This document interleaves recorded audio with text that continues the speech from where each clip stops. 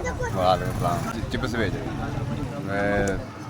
300-400 500 जी। मैं तो मेरी बेगम समझे रहे छोटा एडा लाया है, बचता है 500 रुपये बच जाते तीन बच्चे ने घर कराए देगा 500 भी हूँ कभी बचता है कभी नहीं बचता, कभी बरबर कल बरबर ही हो गए औलाद बड़े डैड ने दोवें मियाँ भी मजदूरी कर फिर भी नहीं पूरी पै रही।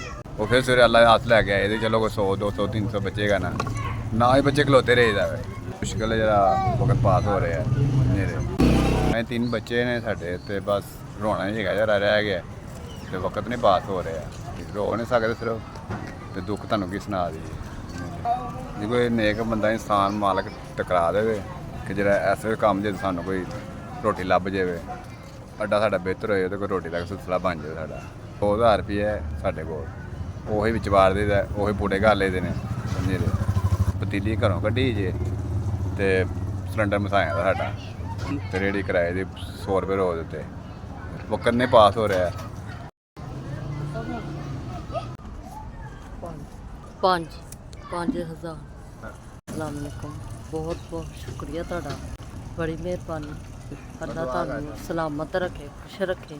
ਤੁਸੀਂ 5,000 ਰੁਪਏ ਭੇਜਿਆ माड़े बंदियां दा ख्याल कीता, सेहत तंदरुस्ती दा हैल्प कीती साडी। अल्लाह मियां तुहानू तंदरुस्ती दे बहुता देवे, तुसीं इंज ही देंदे रहो गरीबां नूं।